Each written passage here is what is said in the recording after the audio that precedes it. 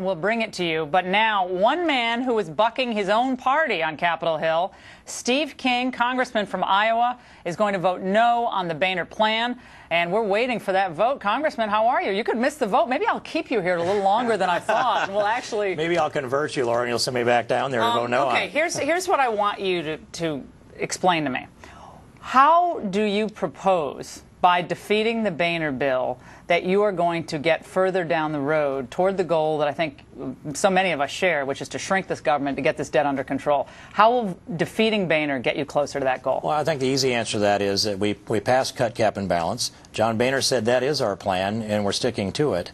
And had that been laid out on the table and left on the table, we would be looking at having an opportunity to pass a balanced budget amendment. If it was clear that the votes aren't there to pass this, we would have stood on that ground. But if we concede this ground now, our chances of getting a balanced budget amendment passed in the 112th Congress go to nil. And so you actually think you're going to have more leverage after August 2nd than you do right now? I do. I do. And I think for the life of me, I've been trying to wrap my mind around that, but I don't see it, because we've lost almost 500 points in the U.S. stock market over the last 5 days as this anticipation of a deadlock continues. The bond markets have also started to really go down. People are really worried about another collapse, i.e. right before TARP when the market dropped 800 points.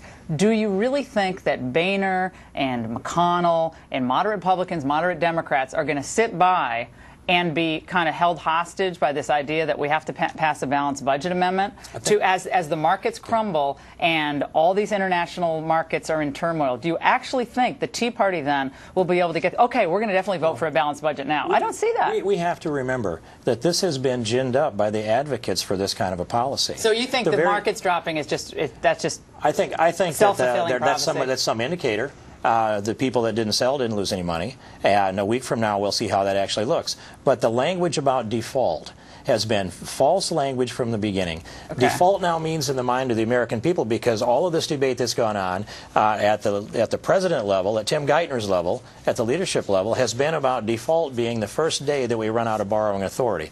Default is if the United States doesn't service its debt. That just requires the first dime on each dollar coming in to service American debt. That's all it is. You and I have been warring together on the same side for how many years? I mean, on so many issues, from life to economy.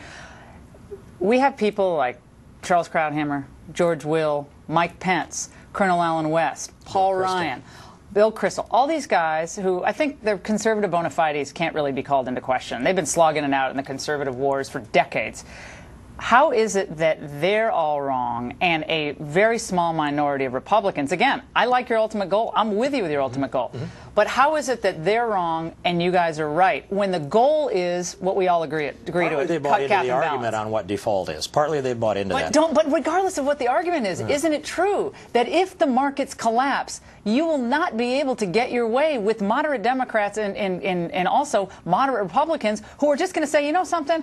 We like the Tea Party people, but to heck with them. We're going to vote to raise this debt ceiling. Do you not think that's going to happen? First, there's going to be no Democrat votes in the House of Representatives for the Boehner bill.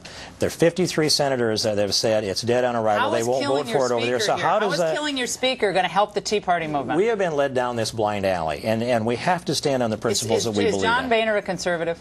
Yeah, I think he is. I think he's a conservative heart. But here's what he's conceding. Why is he doing this? He's governing, right? That's the hard thing to do, is governing. He has said from the beginning he doesn't want to face a government shutdown over the CR, and he doesn't want to face a government shutdown help the Tea Party movement and all of our collective goals? No, and I don't want a government shutdown. I want to service our debt. I've introduced prioritization language. Not the president, not the leader. No one will lay out the agenda on what gets paid first on priorities. That's what needs to happen. Pass the prioritization bill. We've got time, Laura. We've got time. Do you think the debt ceiling is going to be raised? Not what you want. I do. I think it'll be raised, and I've said that for well over a year. Okay, and when it's raised, do you think it will be raised with an amendment attached to push through the balanced budget amendment? It has a reasonable chance to do that. And what indication? If the markets collapse, as they already, some people are starting to say are collapsing. Who wants it worse? But why will people suddenly say, you know something? We lost the Boehner bill, which does have some spending cuts, not as many as I want, believe me. I'm with you on that. It doesn't even meet the Ryan budget authority. Well, when the Ryan budget was obviously shot down in the Senate, and we all supported it, it was dissed by the White House, and he's supporting Boehner. The Boehner bill concedes the Ryan budget is no longer a target. But why is he supporting it? Why is Paul Ryan? Is he another faux conservative? There is a lot of power that asks people to go along and be part of this thing that's called a team.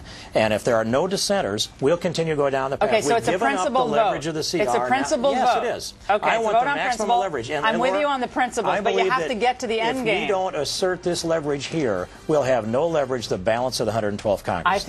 I think you are on line. the verge, and I say this with great sadness, of losing all the great leverage and the gains that you've made up to this point. That's my concern, and I think there's a lot of conservatives out there who agree. National Review's online poll overwhelmingly for the Boehner plan, and we'll see how it all plays out. But look, I'm with you on the ultimate goal. You're totally right on the ultimate goal. We'll see how it plays out in the long run. History will write it. I hope so. And Congressman, it's great to see you as always. Thanks so much for joining us. And